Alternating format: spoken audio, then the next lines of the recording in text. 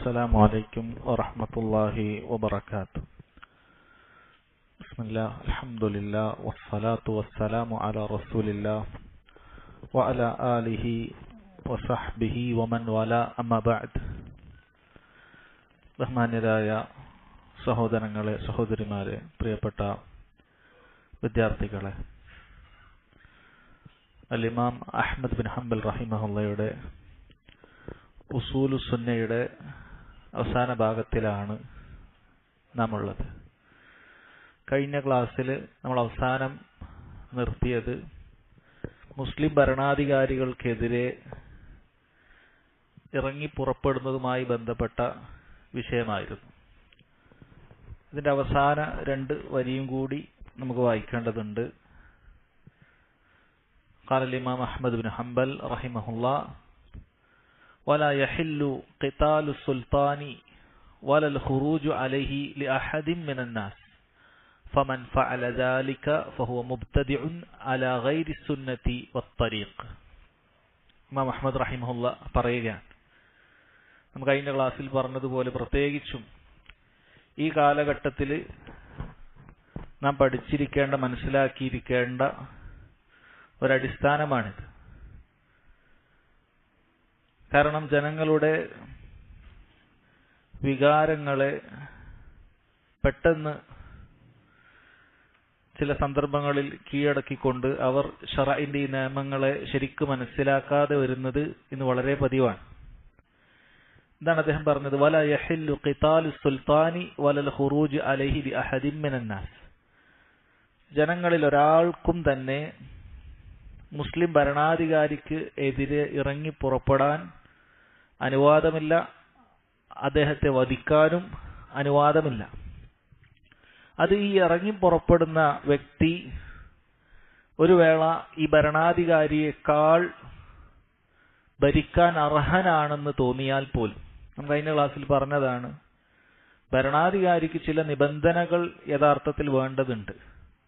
ഭരണത്തിലേക്ക് വരാൻ ചില നിബന്ധനകൾ അയാൾക്കുണ്ടായിരിക്കേണ്ടതുണ്ട്. അതിൽപ്പെട്ടതാണ് അയാൾ ഖുറൈശിയാകുക എന്നുള്ളത്. എന്നാൽ ചില സമയത്ത് അതല്ലാതെ, അല്ല മിക്ക സമയത്തും അതല്ലാത്ത രൂപത്തിൽ മുസ്ലിമീങ്ങളുടെ ഭരണാധികാരികൾ ഉണ്ടാകാറുണ്ട്. പക്ഷെ അങ്ങനെ ഉണ്ടായാലും അയാൾക്കെതിരെ ഇറങ്ങി പുറപ്പെടാൻ പാടില്ല എന്നുള്ളത് കഴിഞ്ഞ ക്ലാസ്സിൽ തന്നെ ഹദീസുകളുടെ അടിസ്ഥാനത്തിൽ നമ്മൾ മനസ്സിലാക്കി. കാരണം നബി സല്ലല്ലാഹു അലൈഹി വസല്ലം പറഞ്ഞത്, നിനക്കുമേൽ അധികാരമുള്ളത് ഒരു അബിസീനിയൻ അടിമയാണെങ്കിൽ പോലും നീ അയാളെ കേൾക്കുകയും അനുസരിക്കുകയും ചെയ്യേണ്ടതുണ്ട് എന്നാണ്. ഇപ്പോൾ നിബന്ധന എത്താത്ത ഒരാളാണ്. കാരണം നിബന്ധനയിൽപ്പെട്ട മറ്റൊരു കാര്യമാണ് അയാൾ സ്വതന്ത്രനാവുക എന്നുള്ളത്. അടിമയാണ് ഭരിക്കാൻ വന്നതെങ്കിലും അയാളെ കേൾക്കുകയും അനുസരിക്കുകയും വേണമെന്ന് പറഞ്ഞു. അതുകൊണ്ട് തന്നെ ഇവിടെ ഭരിക്കുന്ന വ്യക്തി ചിലപ്പോൾ ഈ പറയുന്ന നിബന്ധനകൾ പൂർത്തിയാക്കാത്ത ആളാണെങ്കിലും വല യഹില്ലു ഖിതാലു സുൽത്താൻ, ആ സുൽത്താനെ വധിക്കാൻ പാടില്ല, അനുവദനീയമല്ല. വലൽ ഖുറൂജു അലൈഹി, അയാൾക്കെതിരെ ഇറങ്ങി പുറപ്പെടാനും പാടില്ല. ലി അഹദിൻ മിനന്നാസ്, ജനങ്ങളിൽ ഒരാൾക്കും അത് പാടില്ലാത്തതാണ്. പണ്ഡിതനും അതിന് അവകാശമില്ല, പാമരനും അതിന് അവകാശമില്ല. ആർക്കും ഭരണാധികാരികൾക്കെതിരെ ഇറങ്ങി പുറപ്പെടാൻ അനുവാദമില്ല എന്ന് മനസ്സിലാക്കണം. ഈ കാലഘട്ടങ്ങളിൽ അത്തരത്തിലുള്ള ഖുറൂജിന്റെ മറ്റു പല മുഖങ്ങളാണ് സോഷ്യൽ മീഡിയയിലും മറ്റും ഭരണാധികാരികൾക്കെതിരെ എഴുതി വിടുക എന്നുള്ളത്. മുസ്ലിം ഭരണാധികാരികളെ കുറിച്ചാണ് പറയുന്നത്. ചിലപ്പോഴൊക്കെ ഈ ഒരു വിഷയം, ശരീഅത്തിന്റെ ഈ നിയമം അറിയാത്തത് കൊണ്ട് ചില മുസ്ലിം രാജ്യങ്ങളിൽ നിന്നും ചില പണ്ഡിതന്മാരെ ആ രാജ്യത്തിന്റെ കൈകാര്യകർത്താക്കൾ, ഭരണാധികാരികൾ അറസ്റ്റ് ചെയ്യുകയും ജയിലിലടക്കുകയും ഒക്കെ ചെയ്യുമ്പോൾ സാധാരണക്കാരായ ആളുകൾ അവർ പറയും, കണ്ടില്ലേ, അയാൾ മിമ്പറിൽ ഭരണാധികാരിക്കെതിരെ സംസാരിച്ചതിന്റെ പേരിൽ അയാൾ ജയിലിലടക്കുകയാണ്, ഭരണാധികാരി അക്രമിയാണ് എന്ന ആളുകൾ പറയും. അല്ല, ഭരണാധികാരി യഥാർത്ഥത്തിൽ അക്രമിയാണെങ്കിൽ പോലും അയാൾക്കെതിരെ മിമ്പറിലോ പരസ്യമായോ സംസാരിക്കുകയാണ് എങ്കിൽ യഥാർത്ഥത്തിൽ ഭരണാധികാരി ശരീഅത്ത് പ്രകാരം, നിയമപ്രകാരം ചെയ്യേണ്ട കാര്യം തന്നെയാണ് അയാളെ പിടിച്ചുവെക്കുക എന്നുള്ളത്. ജനങ്ങളെ ഭരണാധികാരികൾക്കെതിരെ തിരിയാൻ അനുവദിക്കുക എന്നുള്ളത് ശരീഅത്തിന് എതിർക്കുന്ന കാര്യമാണ്. നബി സല്ലല്ലാഹു അലൈഹി വസല്ലം എതിർത്തിട്ടുള്ള കാര്യമാണ് അങ്ങനെ ഭരണാധികാരികൾക്കെതിരെ ഇറങ്ങി പുറപ്പെടുക എന്നുള്ളത്. അതുകൊണ്ട് അത്തരത്തിൽ ഭരണാധികാരിയോട് പരസ്യമായി അയാളെ വിമർശിക്കുക എന്നുള്ളത് അഹ്ലുസുന്നത്തി വൽ ജമാഅത്തിന്റെ രീതിയല്ല. അതാണ് ഇമാം അഹ്മദ് റഹിമഹുല്ലാഹ് പറഞ്ഞത്, ഫമൻ ഫഅല ദാലിക്, ആരെങ്കിലും ഇപ്രകാരം ഭരണാധികാരികൾക്കെതിരെ ഇറങ്ങി പുറപ്പെട്ടാൽ ഫഹുവ മുബ്തദിഉൻ അലാ ഗൈരി സുന്നത്തി വത്തരീഖ്, അഹ്ലുസുന്നത്തി വൽ ജമാഅത്തിന്റെ വഴിയിൽ നിന്നും തെറ്റിപ്പോയ ബിദ്അത്തിന്റെ ആളുകളാണ് എന്നാണ്. അതുകൊണ്ടാണ് പണ്ഡിതന്മാർ ജമാഅത്തു അൽ ഇഖ്വാനുൽ മുസ്ലിമീൻ, മുസ്ലിം ബ്രദർഹുഡ് എന്ന പേരിൽ അറിയപ്പെടുന്ന, ലോകത്ത് പല രൂപത്തിലുള്ള അറബ് വസന്തം എന്ന പേരിലും മറ്റുമൊക്കെ പ്രക്ഷോഭ പരിപാടികൾ നടത്തി മുസ്ലിമീങ്ങൾ ഒരുമിച്ച് കൂട്ടി ഭരണാധികാരികൾക്കെതിരെ പുറപ്പെടാൻ വേണ്ടി ആഹ്വാനം ചെയ്യുന്ന ആ വിഭാഗത്തെ പണ്ഡിതന്മാർ അവർ പിഴച്ച ബിദ്അത്തുകാരാണ് എന്ന് പറയാനുള്ള ഏറ്റവും പ്രധാനപ്പെട്ട ഒരു കാര്യം അതാണ്. അതല്ലാത്ത ഒരുപാട് പിഴവുകൾ അവർക്കുണ്ട്. പ്രധാനപ്പെട്ട ഒരു കാര്യം ഇതാണ്. പക്ഷെ ദീനിന്റെ നിയമങ്ങൾ അറിയാത്ത മഹാന്മാരായ പണ്ഡിതന്മാർ എഴുതി വെച്ച ഇത്തരത്തിലുള്ള റിസാലകൾ, കിതാബുകളൊന്നും വായിച്ച് കേട്ട് പരിചയമില്ലാത്ത സാധാരണക്കാർ ഒരുപക്ഷെ അതവർക്ക് തെറ്റായി തോന്നുകയില്ല. ഈജിപ്തിൽ ഭരണാധികാരിക്കെതിരെ തിരിഞ്ഞപ്പോൾ സ്വാഭാവികമായും ഭരണാധികാരി ഇന്ന ആളായിരുന്നു, അയാളുടെ പല പിക്ചറുകൾ പോസ്റ്റ് ചെയ്തുകൊണ്ട് അയാൾ ഇന്ന മഅസിയത്ത് ചെയ്യുന്നു, ഇന്ന തിന്മ ചെയ്യുന്നു, അയാൾ ഇന്ന തിന്മ ചെയ്യുന്ന വ്യക്തിയാണ് എന്ന് പറഞ്ഞുകൊണ്ട് അയാൾ ജനങ്ങളെ ആക്രമിക്കുന്ന വ്യക്തിയാണ് എന്ന വാർത്തകളൊക്കെ പ്രചരിപ്പിച്ചുകൊണ്ട് ഇപ്പോൾ ചില സമയത്ത് ആ വാർത്ത ശരിയായിരിക്കാം, എന്നാൽ പലപ്പോഴും ഇല്ലാത്ത വാർത്തകൾ പ്രചരിപ്പിക്കുക എന്നുള്ളതും ഇവരുടെ രീതിയാണ്. ജനങ്ങളുടെ വികാരം ഇളക്കിവിടുന്നതിന് വേണ്ടി അങ്ങനെയും ഇവർ ചെയ്യാറുണ്ട്.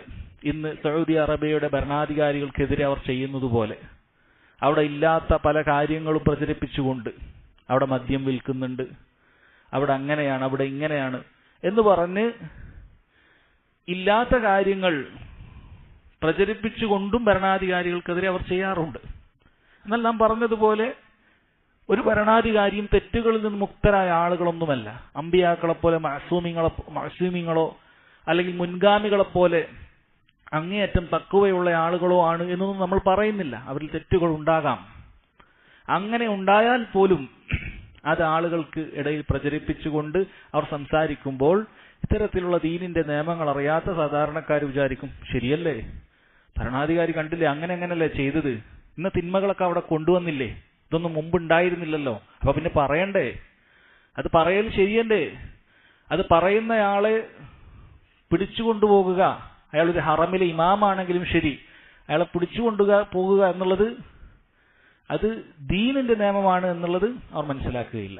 അവർ പലപ്പോഴും വിചാരിക്കും ഈ ഭരണാധികാരി കൂടുതൽ അക്രമിയായി തീർന്നിരിക്കുകയാണ്, തിന്മകൾ ചെയ്യുക വഴി അയാൾ അക്രമിയാണ്, തിന്മകൾ ചെയ്തവനെ പിടിച്ചുകൊണ്ടുപോകുക വഴി അയാൾ വീണ്ടും വലിയ അക്രമിയായിരിക്കുകയാണ്. അല്ല സഹോദരങ്ങളെ, അയാൾ തിന്മ ചെയ്യുന്നവനാണെങ്കിലും ശരി അയാൾക്കെതിരെ പരസ്യമായി രംഗത്ത് വരുന്ന ഇത്തരത്തിലുള്ള ഖവാരിജിയൻ ചിന്തകളുള്ള ഭരണാധികാരികൾക്കെതിരെ ഇറങ്ങിപ്പുറപ്പെടാൻ ആഹ്വാനം ചെയ്യുന്ന ഇത്തരത്തിലുള്ള ചിന്തകളുള്ള പണ്ഡിതന്മാരെ പിടിച്ചുവെക്കുകയും അവരെ തുറുങ്കിലടക്കുകയും ചെയ്യുക എന്നുള്ളത്, അവരെ സംസാരിക്കാൻ അനുവദിക്കാതിരിക്കുക എന്നുള്ളത് ആ ഭരണാധികാരിയുടെ ദൗത്യത്തിൽപ്പെട്ട കാര്യമാണ്. കാരണം ഇയാളുടെ സംസാരം കൊണ്ട് ജനങ്ങളെല്ലാം ഭരണാധികാരികൾക്കെതിരെ ഇറങ്ങിപ്പുറപ്പെട്ടാൽ അതിലേറ്റവും വലിയ നഷ്ടം ജനങ്ങൾക്ക് തന്നെയാണ്, അല്ലാതെ ഭരണാധികാരികൾക്കല്ല. ഭരണാധികാരിക്ക് ഒരുപക്ഷെ ഭരണം നഷ്ടപ്പെട്ടേക്കാം, അയാൾ മറ്റു വല്ല രാജ്യത്തും പോയി സുഖിച്ച് ജീവിക്കാൻ അയാൾക്ക് സാധിക്കും.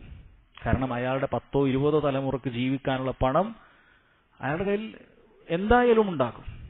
പക്ഷെ സാധാരണക്കാരെ സംബന്ധിച്ചിടത്തോളം ആ നാട്ടിലെ ക്രമസമാധാനം ഇല്ലാതായിത്തീരും. എവിടെയും ഒരു സ്വസ്ഥതയില്ല.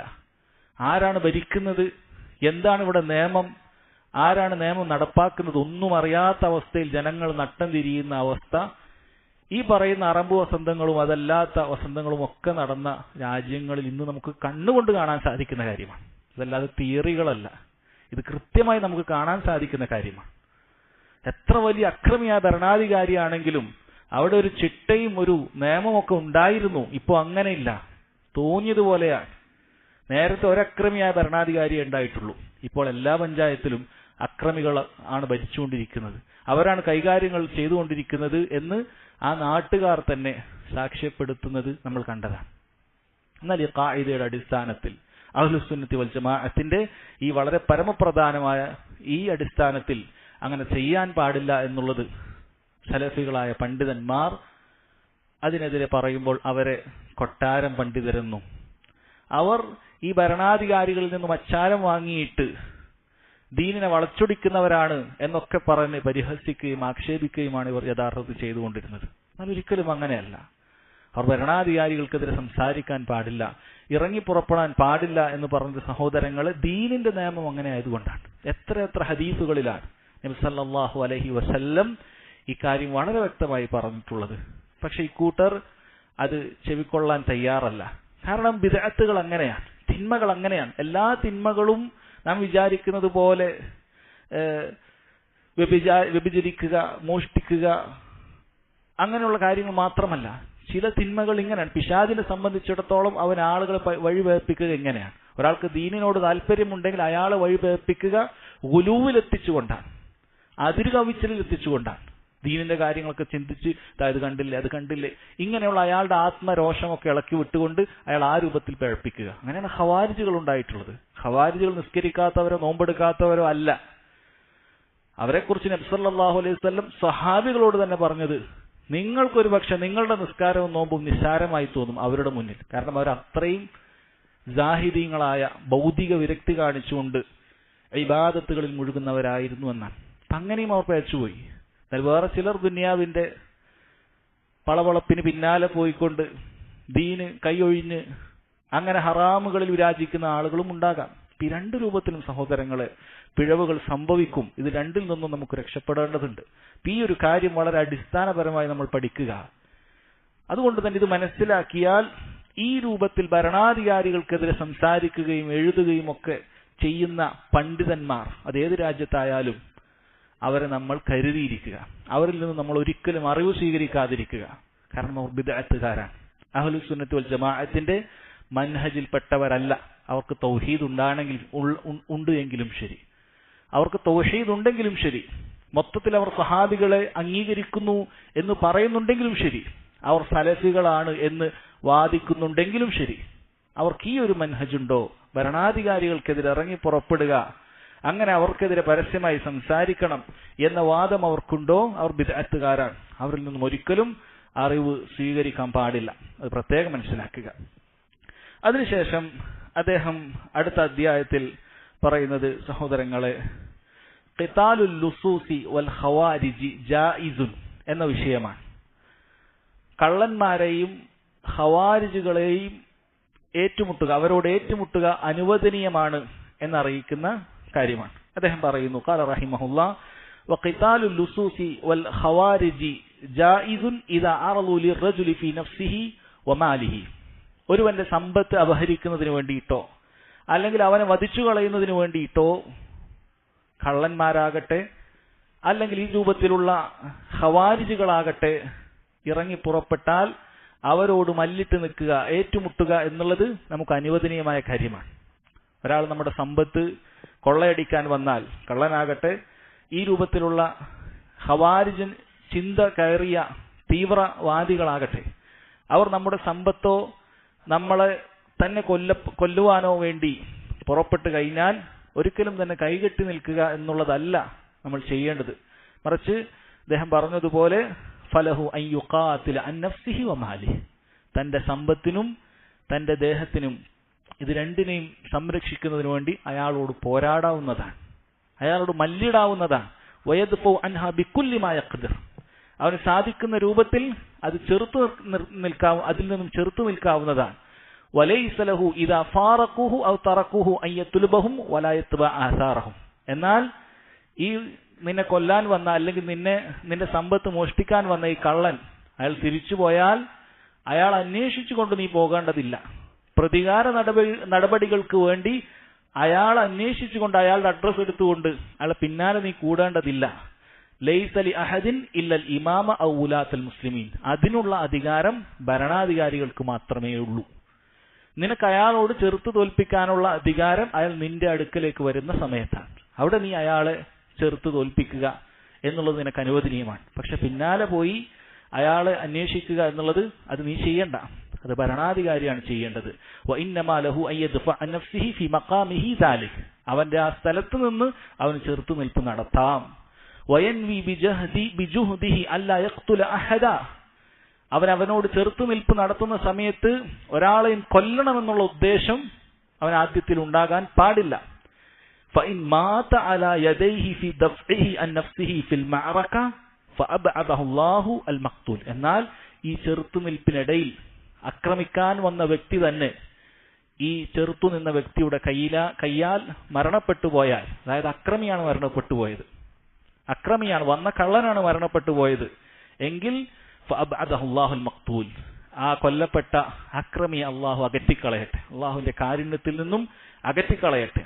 وإن قتل هذا في تلك الحال, എന്നാൽ ആ ഗൃഹനാഥനാണ്, ആ വീട്ടുകാരനാണ്, അയാളാണ് മരണപ്പെട്ടതെങ്കിൽ വഹുവ യദ്ഫഉ അൻ നഫ്സിഹി വമാലിഹി, അവന്റെ സമ്പത്തിനു വേണ്ടിയും അവന്റെ ശരീരത്തിനു വേണ്ടിയും പോരാടുന്നതിനിടയിൽ ഇയാളാണ് മരണപ്പെട്ടു പോയത്, അക്രമി ഇയാളെ വധിച്ചു കളഞ്ഞു, ഈ ഖവാരിജ് ഇയാളെ വധിച്ചു കളഞ്ഞു, അല്ലെങ്കിൽ കള്ളൻ വധിച്ചു കളഞ്ഞു.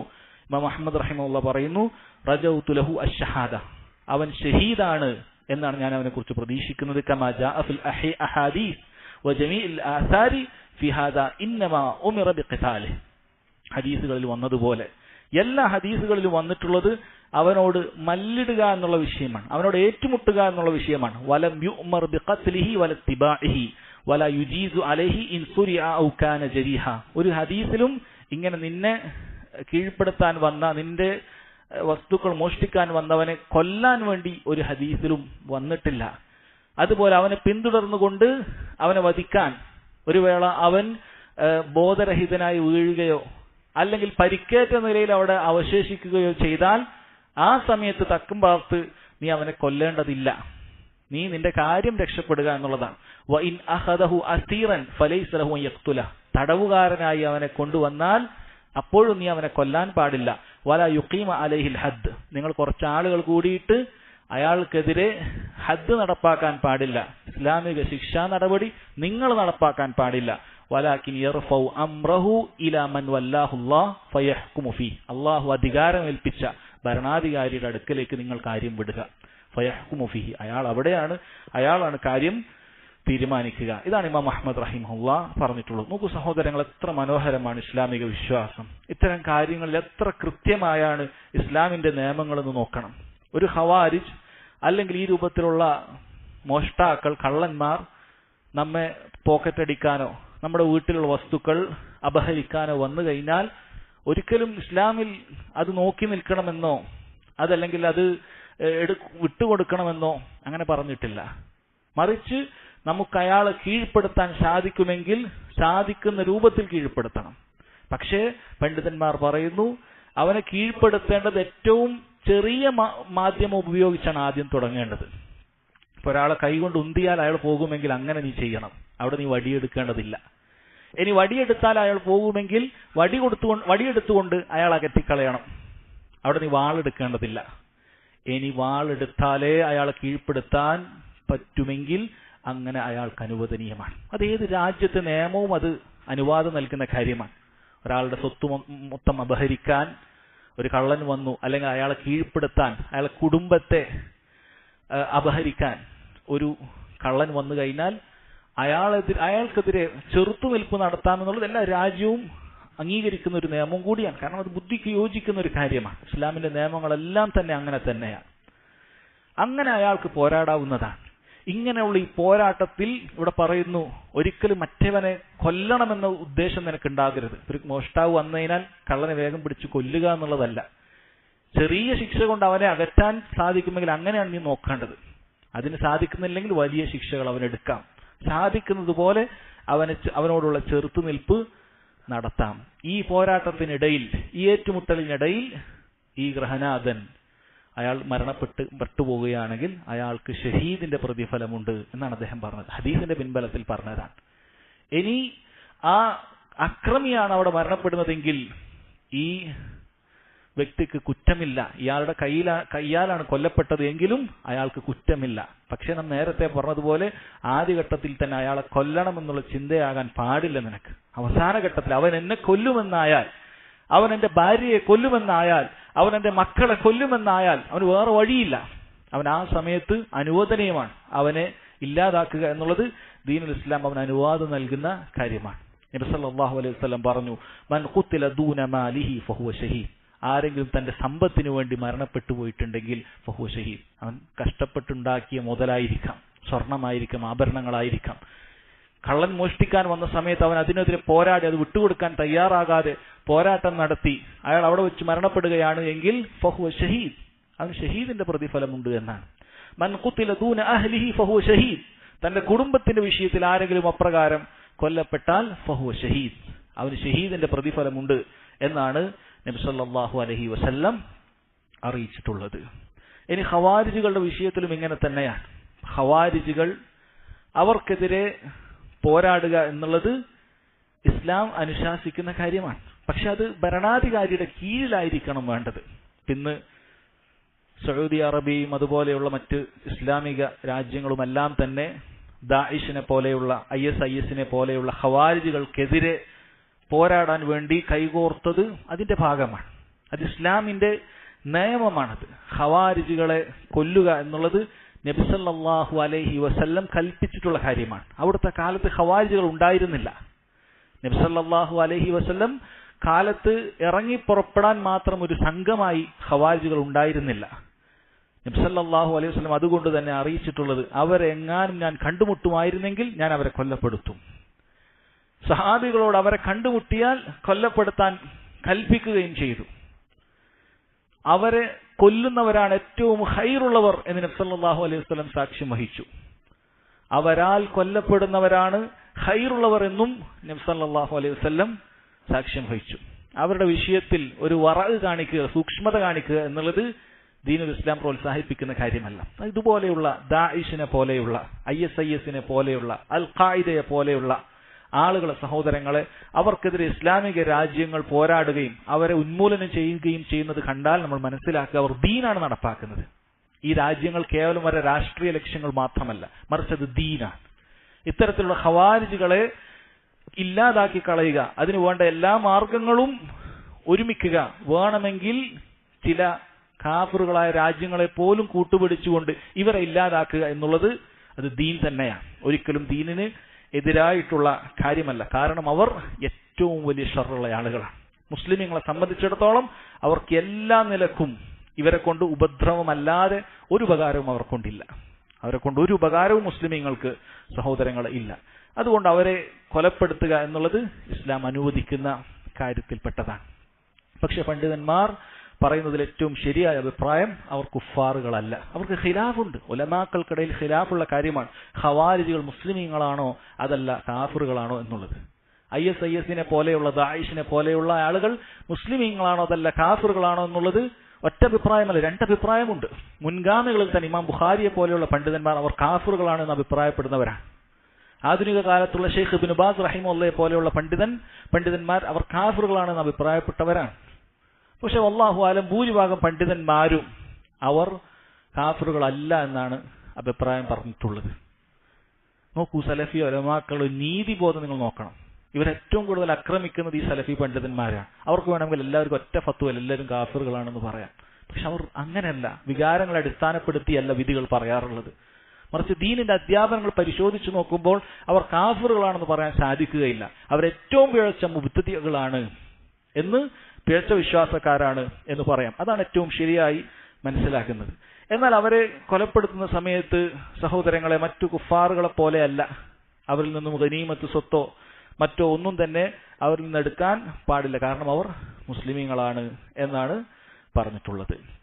ഇതാണ് ഈ വിഷയവുമായി ബന്ധപ്പെട്ട് മനസ്സിലാക്കേണ്ടത്. ഇത് അഹ്ലുസ് സുന്നത്തി വൽ ജമാഅത്തിന്റെ മൻഹജാണ്, അടിസ്ഥാനമാണ്. ഇത്തരത്തിലുള്ള ആളുകൾക്കെതിരെ ഒരു രാജ്യം അല്ലെങ്കിൽ ഒരു ഭരണാധികാരിയുടെ കീഴിലുള്ളവർ എതിരെ പുറപ്പെടുക എന്നുള്ളത് അത് അനുവദനീയമായ കാര്യമാണ്, ഇത്തരത്തിലുള്ള ഖവാരിജുകളുടെ എതിരെ എന്ന് നമ്മൾ മനസ്സിലാക്കുക. ശേഷം സഹോദരങ്ങളുടെ അടുത്ത വിഷയം അദ്ദേഹം പറയുന്നത്, വലാ നഷ്ഹദു അലാ അഹദിൻ മിൻ അഹ്ലിൽ ഖിബ്ലതി ബിഅമലിൻ യഅമലുഹു ബിജന്നത്തിൻ വലാ നാർ. അഹ്ലുൽ ഖിബ്ല, ഖിബ്ലയിലേക്ക് നിന്ന് തിരിഞ്ഞ് നിസ്കരിക്കുന്ന ആളുകളിൽപ്പെട്ട ഒരാളെയും അവർ ചെയ്യുന്ന പ്രവർത്തനത്തിന്റെ അടിസ്ഥാനത്തിൽ അവർക്ക് സ്വർഗമുണ്ടെന്നോ നരകമുണ്ടെന്നോ എന്ന് നമ്മൾ സാക്ഷ്യം വഹിക്കുകയില്ല, നമ്മൾ വിധി പറയുകയില്ല. നർജു ലിസ്സാലിഹി വനഖാഫു അലൈഹി.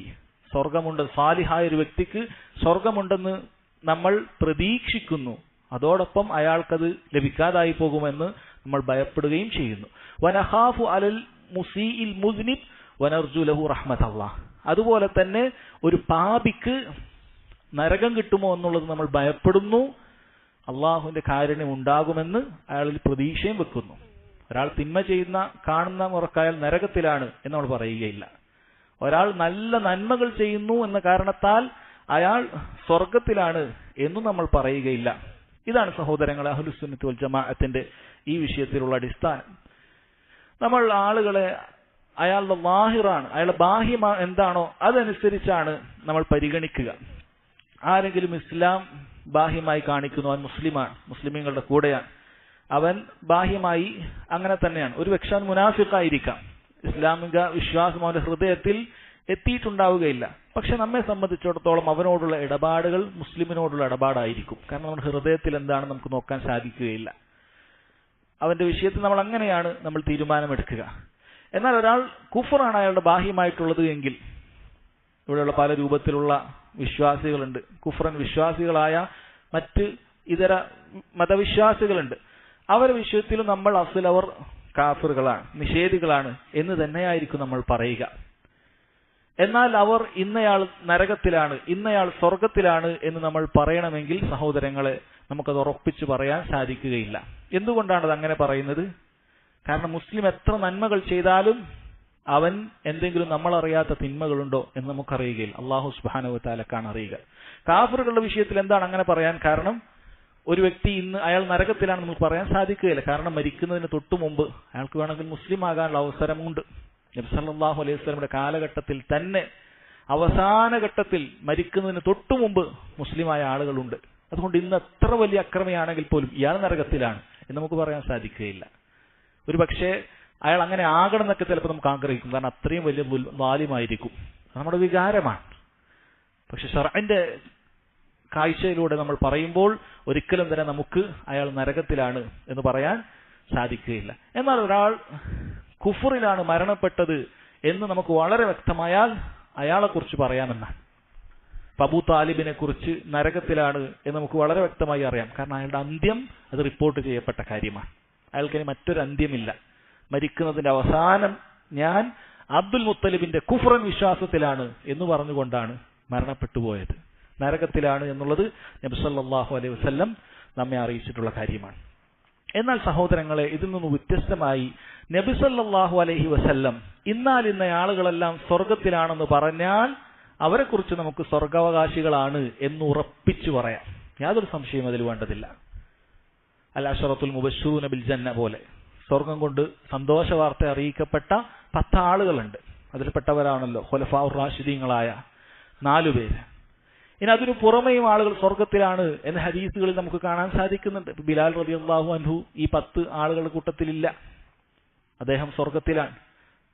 ഹസനും ഹുസൈനും നാം നേരത്തെ പറഞ്ഞു, അവർ രണ്ടുപേരും ഈ കൂട്ടത്തിലില്ല, പക്ഷെ അവൻ സ്വർഗത്തിലാണ്, യുവാക്കളുടെ നേതാക്കളാണ് എന്ന് നബി സല്ലല്ലാഹു അലൈഹി വസല്ലം പറഞ്ഞിട്ടുണ്ട്. അതുപോലെ അനേകം ഉക്കാശത്ത് ബിൻ മുഹ്സൻ റളിയല്ലാഹു അൻഹു, അദ്ദേഹം സ്വർഗത്തിലാണ്, വിചാരണ കൂടാതെ സ്വർഗത്തിൽ പ്രവേശിക്കുന്നവനാണ് എന്ന് നബി സല്ലല്ലാഹു അലൈഹി വസല്ലം അറിയിച്ചിട്ടുണ്ട്. വേറെയും ധാരാളം പേർ നബി സല്ലല്ലാഹു അലൈഹി വസല്ലം സ്വർഗത്തിൽ അവർ പ്രവേശിക്കുമെന്ന് നമുക്ക് അറിയിച്ചു തന്നിട്ടുണ്ട്. അങ്ങനെ ആരെല്ലാം അറിയിച്ചു തന്നു അവരെല്ലാം സ്വർഗത്തിലാണ് നമുക്ക് പറയാം. അതിൽ യാതൊരു സംശയവും നമുക്ക് വേണ്ടതില്ല. അതുപോലെ ആരെല്ലാമാണോ നരകത്തിലാണ് നബി സല്ലല്ലാഹു അലൈഹി വസല്ലം അറിയിച്ചു തന്നത്, ഖുർആനിലൂടെ അറിയിച്ചു തന്നത്, അവരെല്ലാം നരകത്തിലാണ്. ഫിർഔൻ നരകത്തിലാണ്, അബൂ ലഹബ് നരകത്തിലാണ്, അബൂ ജഹൽ നരകത്തിലാണ്. എല്ലാം നമുക്ക് സംശയം ആവശ്യമില്ല. കാരണം അതെല്ലാം ശറഅ് കൊണ്ട് സ്ഥിരപ്പെട്ടുള്ള കാര്യമാണ്. അതല്ലാതെ ഏതെങ്കിലും ഒരു കാഫിർ ഏതെങ്കിലും ഒരു നാട്ടിൽ നിന്ന് മരിച്ചാൽ ഉടനെ നമുക്ക് നരകത്തിലാണെന്ന് പറയാൻ സാധിക്കാത്തത് അവന്റെ അന്ത്യം എങ്ങനെയായിരുന്നു എന്ന് നമുക്കറിയാത്തത് കൊണ്ടാണ്.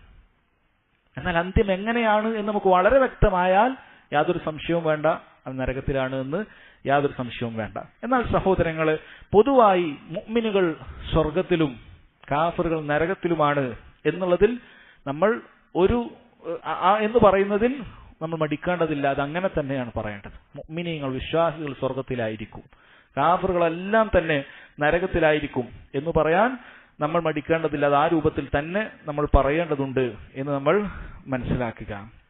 എൻ സഹോദരങ്ങളെ, മുഅ്മിനീങ്ങളുടെ കൂട്ടത്തിൽ തന്നെ വൻപാതികളായ ആളുകളുണ്ടെങ്കിലും അവരുടെ വിഷയത്തിൽ നമ്മൾ അവരെല്ലാവരും നരകത്തിൽ പ്രവേശിക്കുമെന്ന് പറയുന്നവരല്ല.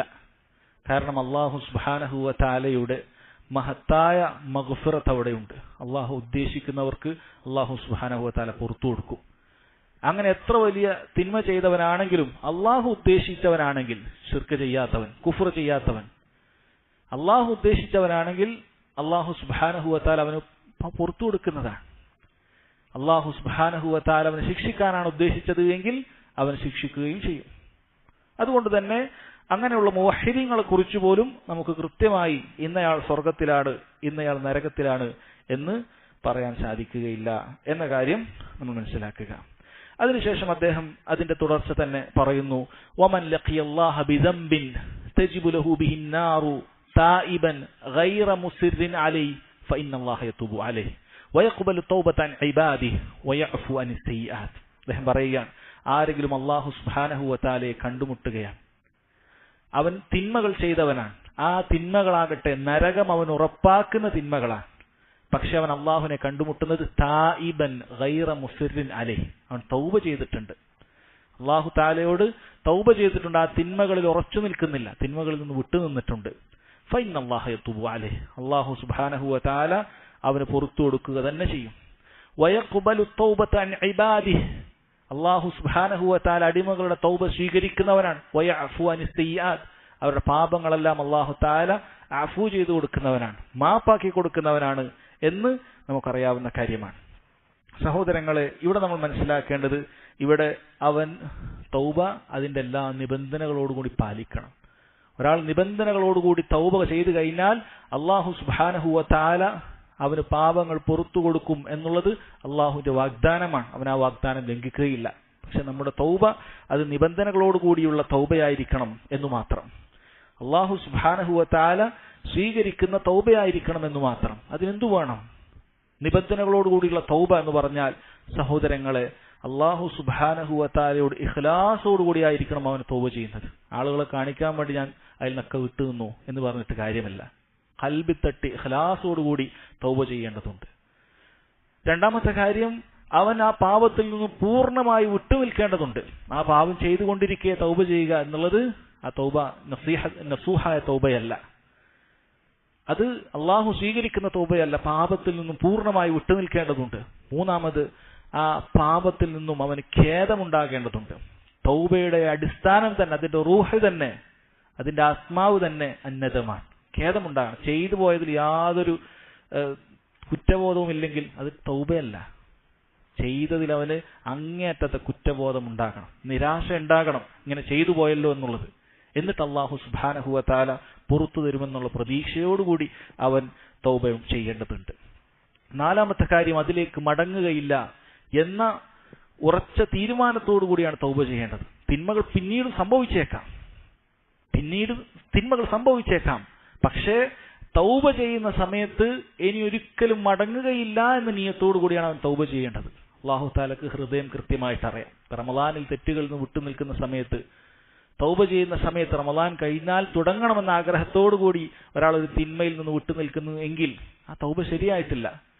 കാരണം അവന്റെ ഹൃദയത്തിൽ തന്നെയുണ്ട് റമളാൻ കഴിഞ്ഞാൽ ഇത് തുടങ്ങണം, അല്ലെങ്കിൽ ഇന്ന സമയം കഴിഞ്ഞാൽ ഇത് തുടങ്ങണം. സഹോദരങ്ങൾ, അത് തൗബയായി തീരുകയില്ല. അസ്തഗ്ഫിറുല്ലാഹ് എന്ന് നാവ് കൊണ്ട് പറഞ്ഞതായില്ല, ഹൃദയത്തിൽ അതിലേക്ക് ഒരിക്കലും മടങ്ങുകയില്ല എന്ന ആത്മാർത്ഥ ചിന്തയോടുകൂടിയാണ് തൗബയെങ്കിൽ അല്ലാഹു തആല അത് പുറത്തു തരുന്നതാണ്. പിന്നീട് അവന് പാപങ്ങൾ സംഭവിച്ചു, പിന്നീടും അവൻ ഇതുപോലെ ഒരിക്കലും ചെയ്യുകയില്ല എന്ന നിയത്തോടുകൂടി തൗബ ചെയ്തു, അതും അല്ലാഹു തആല പുറത്തു കൊടുക്കുന്നതാണ്. എത്രയാണെങ്കിലും അല്ലാഹു സുബ്ഹാനഹു വ തആല പുറത്തു കൊടുക്കുകയാണ്. പക്ഷേ നിയത്ത് അങ്ങനെ ആയിരിക്കണം, ഒരിക്കലും ഞാൻ മടങ്ങുകയില്ല എന്നായിരിക്കണം. അഞ്ചാമത്തെ നിബന്ധന, ആ തൗബ മരണത്തിന് മുമ്പായിരിക്കണം. നബി സല്ലല്ലാഹു അലൈഹി വസല്ലം പറഞ്ഞല്ലോ, ഇന്നല്ലാഹ യഖ്ബലു തൗബത്തൽ അബ്ദി മാ ലം യുഗർഗിർ. അവന്റെ ഹൃദയത്തിൽ നിന്ന്, അവന്റെ തൊണ്ടക്കുഴിയിൽ നിന്നും റൂഹ് പിരിഞ്ഞു പോകുന്ന സമയത്ത് അവൻ തൗബ ചെയ്താൽ അല്ലാഹു സുബ്ഹാനഹു വ തആല അത് പുറത്തു കൊടുക്കുകയില്ല. അവൻ ചെയ്യാൻ സാധിക്കും, നാവുകൊണ്ട് പറയാൻ സാധിക്കും, മരണം മുന്നിൽ കാണുന്ന സമയത്ത് അസ്തഗ്ഫിറുല്ലാഹ് എന്ന് പറയാൻ സാധിക്കും, പക്ഷെ ആ തൗബ അല്ലാഹു സുബ്ഹാനഹു വ തആല സ്വീകരിക്കുകയില്ല. അതുപോലെ പറഞ്ഞിട്ടുള്ള കാര്യമാണ്, സൂര്യൻ പടിഞ്ഞാറുദിക്കുന്ന സമയത്തും ഒരാൾ തൗബ ചെയ്താൽ ആ തൗബക്ക് അവസരമില്ല. ഖിയാമത്ത് നാളിന്റെ ഏറ്റവും വലിയ അടയാളങ്ങളിൽപ്പെട്ട ഒരു അടയാളമാണല്ലോ ഖിയാമത്ത് നാളിൽ ഏറ്റവും വലിയ അടയാളങ്ങളിൽപ്പെട്ട അവസാനത്തെ അടയാളങ്ങളിൽപ്പെട്ട ഒന്നാണ് സൂര്യൻ പടിഞ്ഞാറ് ഉദിക്കുക എന്നുള്ളത്. അത് ഉദിച്ചു കഴിഞ്ഞാൽ ഇവിടെ പിന്നെ തർക്കമൊന്നും ഉണ്ടാവില്ല. കാഫറുകൾക്കോ തിന്മകൾ ചെയ്യുന്നവർക്കോ ആർക്കും തർക്കം ഉണ്ടാവില്ല. എല്ലാവരും വിശ്വസിക്കാൻ തയ്യാറായിരിക്കും. എല്ലാവരും തയ്യാറായിരിക്കും. ജൂതനും മനസ്സിലാകും, നസ്രാണിക്കും മനസ്സിലാകും, മതമില്ലാത്തവനും മനസ്സിലാകും, എല്ലാ മതവിശ്വാസികൾക്കും മനസ്സിലാകും ഇസ്ലാം ആയിരുന്നു ശരിയെന്നുള്ളത്. അവർ പറഞ്ഞതുപോലെയാണ് കാര്യമെന്ന് മനസ്സിലാകും. പക്ഷേ ആ സമയത്ത് ഇതാ ഞാൻ മുഅ്മിനായിരിക്കുന്നു, ഞാൻ അള്ളാഹുവിൽ വിശ്വസിച്ചിരിക്കുന്നു, ഞാൻ തിന്മകളിൽ നിന്ന് വിട്ടുനിന്നിരിക്കുന്നു എന്ന് പറഞ്ഞാൽ അള്ളാഹു തആല അത് സ്വീകരിക്കുകയില്ല. കാര്യം കഴിഞ്ഞു, പരീക്ഷണം അവിടെ അവസാനിക്കുകയാണ്. ഇനി വിഷയമില്ല, എല്ലാം കഴിഞ്ഞു, തീരുമാനമായി. സല്ലല്ലാഹു അലൈഹി വസല്ലം പറഞ്ഞു, ലാ തൻഖതി തൗബ ഹത്താ തത്ലു അശ്ശംസ് മിൻ മഗ്രിബിഹ. തൗബ മഗ്രിബിൽ നിന്നും പടിഞ്ഞാറിൽ നിന്നും സൂര്യൻ ഉദിക്കുന്നത് വരെയും തൗബ മുറിയുകയില്ല. അതുവരെയും തൗബയുണ്ട്. ഉദിച്ചു കഴിഞ്ഞാൽ തൗബയില്ല എന്ന് വളരെ കൃത്യമായി നബി സല്ലല്ലാഹു അലൈഹി വസല്ലം അറിയിച്ചിട്ടുണ്ട്. അതുപോലെ സഹോദരങ്ങളെ, ശിക്ഷ ഇറങ്ങിയാലും തൗബയില്ല എന്ന് കാണാൻ സാധിക്കും. അല്ലാഹു സുബ്ഹാനഹു വ തആലയുടെ ശിക്ഷ വരുന്ന സമയത്ത് അപ്പോൾ തൗബ ചെയ്താലും സ്വീകരിക്കുകയില്ല എന്ന് കാണാൻ സാധിക്കും. അല്ലാഹു തആല പറഞ്ഞല്ലോ, ഫലമ്മാ റഔ ബഅസനാ, എന്റെ ശിക്ഷ കണ്ട സമയത്ത് ഖാലു ആമന്നാ ബില്ലാഹി വഹ്ദ, ഏകനായ അല്ലാഹുവിൽ ഞങ്ങൾ വിശ്വസിച്ചിരിക്കുന്നു എന്നവർ പറഞ്ഞു. വകഫർനാ ബിമാ കുന്നാ ബിഹി മുശ്രിക്കീൻ, ഞങ്ങൾ പങ്കുചേർത്ത മുഴുവനിലും ഞങ്ങൾ അവിശ്വസിച്ചിരിക്കുന്നു എന്ന് പറയും. ഫലം യകു യൻഫഉഹും ഈമാനുഹും ലമ്മാ റഔ ബഅസനാ, നമ്മുടെ ശിക്ഷ കാണുന്ന സമയത്തുള്ള അവരുടെ ആ വിശ്വാസം അത് അവർക്ക് ഉപകരിക്കുകയില്ല എന്ന് പറഞ്ഞിട്ടുണ്ട്. നാം നേരത്തെ ഫിർഔന്റെ ചരിത്രം കേട്ടിട്ടുണ്ട്.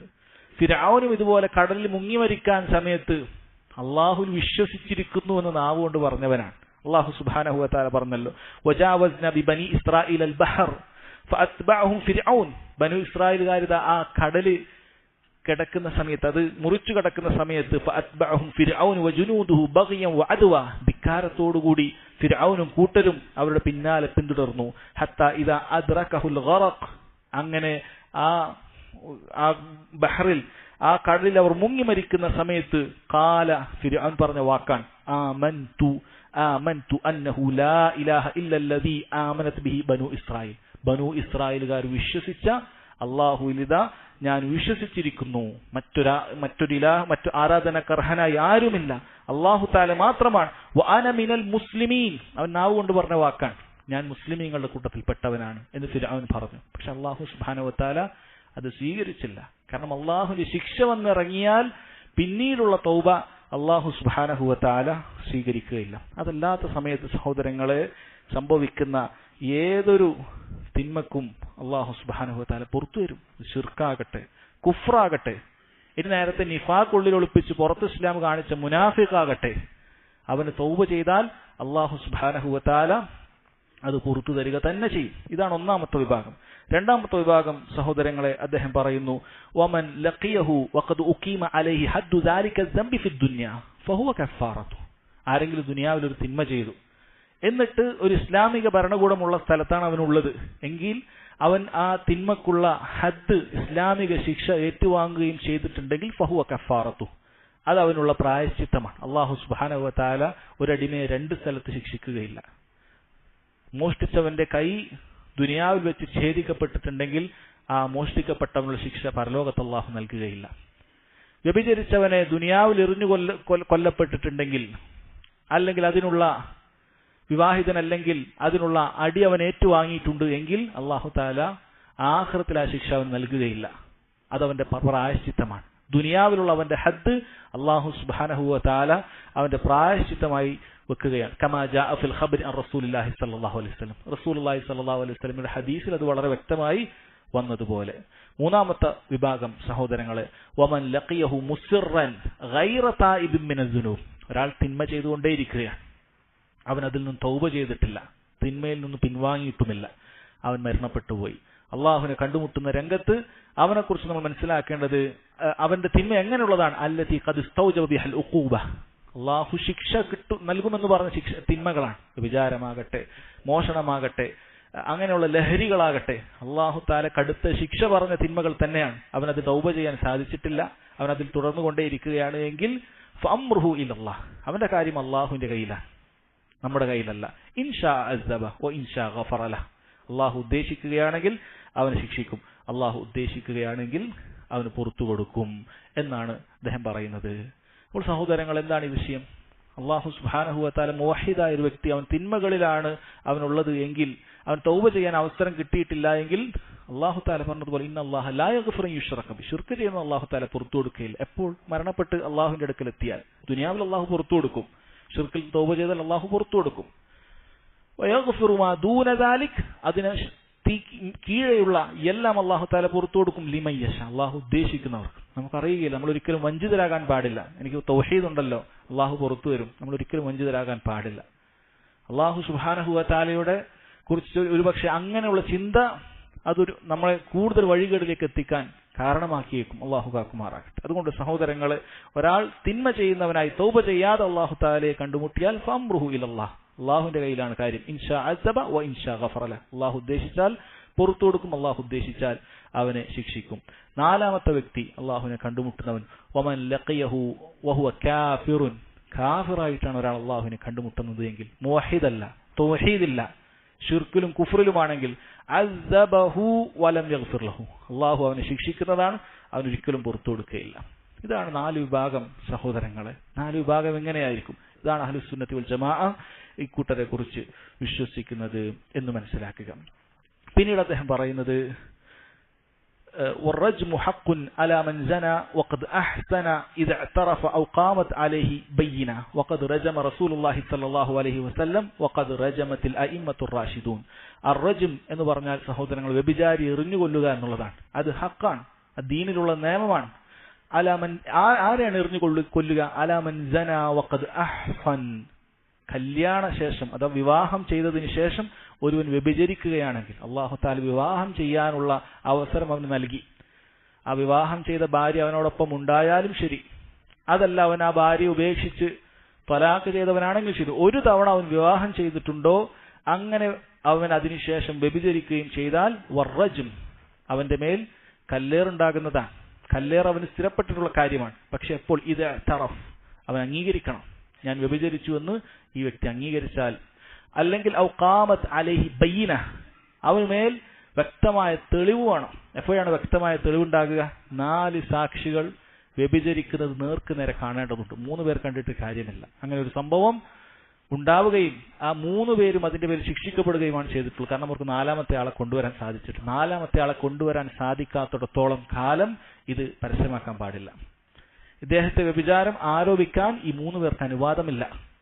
അതല്ലെങ്കിൽ പണ്ഡിതന്മാർ പറഞ്ഞത്, സ്ത്രീയാണെങ്കിൽ അവൾ ഗർഭം ധരിച്ചിട്ടുണ്ട്, ആ ഗർഭം അവൾ അംഗീകരിക്കുകയും ചെയ്തു, ഇത് വ്യഭിചാരത്തിലൂടെയാണ് എങ്കിൽ അതും മതിയായതാണ്. അങ്ങനെ വ്യക്തമായ തെളിവ് വന്നാൽ അവർക്ക് കല്ലേറ് ശിക്ഷ ഉണ്ട്. വഖദ് റജമ റസൂലുള്ളാഹി സ്വല്ലല്ലാഹു അലൈഹി വസല്ലം അങ്ങനെ കല്ലെറിഞ്ഞു കൊന്ന സംഭവം സ്ഥിരപ്പെട്ടിട്ടുണ്ട്. നബി സല്ലല്ലാഹു അലൈഹി വസല്ലം മാഇസ് റളിയല്ലാഹു അൻഹുവിനെ അദ്ദേഹം അംഗീകരിച്ചതിന്റെ അടിസ്ഥാനത്തിൽ 4 തവണ അദ്ദേഹം അംഗീകരിച്ചു, അദ്ദേഹത്തെ കല്ലെറിഞ്ഞു കൊന്നിട്ടുണ്ട്.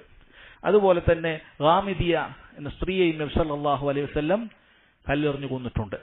അതുപോലെ യഹൂദിയായ ഒരു ആണിനെയും പെണ്ണിനെയും കല്ലെറിഞ്ഞു കൊന്നിട്ടുണ്ട്. ഇതെല്ലാം സ്ഥിരപ്പെട്ടിട്ടുള്ള കാര്യമാണ്. വഖദ് റജമത്തിൽ അയിമ്മത്തുർ റാഷിദ്, അതുപോലെ തന്നെ മുൻഗാമികളായ ഇമാമുമാരും കല്ലെറിഞ്ഞു കൊന്നിട്ടുണ്ട്. എന്താണ് ഇമാം അഹ്മദ് റഹിമഹുല്ലാഹ് ഇത് പറഞ്ഞിട്ടുള്ളത്? കാരണം ഇതിനെ നിഷേധിക്കുന്ന പുത്തൻ ആശയക്കാർ, ബിദ്അത്തിന്റെ ആളുകൾ പിന്നീട് ഉണ്ടായിട്ടുണ്ട്. അത്ഭുതപ്പെടുന്നത് യഥാർത്ഥത്തിൽ ഈ വിഷയത്തെക്കുറിച്ച് മഹാനായ ഉമർ ബിൻ ഖത്താബ് റളിയല്ലാഹു അൻഹു പറഞ്ഞത്, ആദ്യം ഈ വിഷയവുമായി ബന്ധപ്പെട്ടിട്ടുള്ള ആയത്ത് ഖുർആനിൽ ഉണ്ടായിരുന്നു. ഖുർആനിലെ ചില ആയത്തുകൾ അതിന് ഹുക്മ ബാക്കി വെച്ചുകൊണ്ട് നസ്ഖ് ചെയ്ത സംഭവമുണ്ട്. നസ്ഖ് പല രൂപത്തിലാണ്. ആയത്ത് ഖുർആനിൽ നിന്നും അള്ളാഹു ഒഴിവാക്കിക്കൊണ്ട് ആ നിയമം ബാക്കി വെച്ചിട്ടുണ്ട്. അതിൽപ്പെട്ടതാണിത്.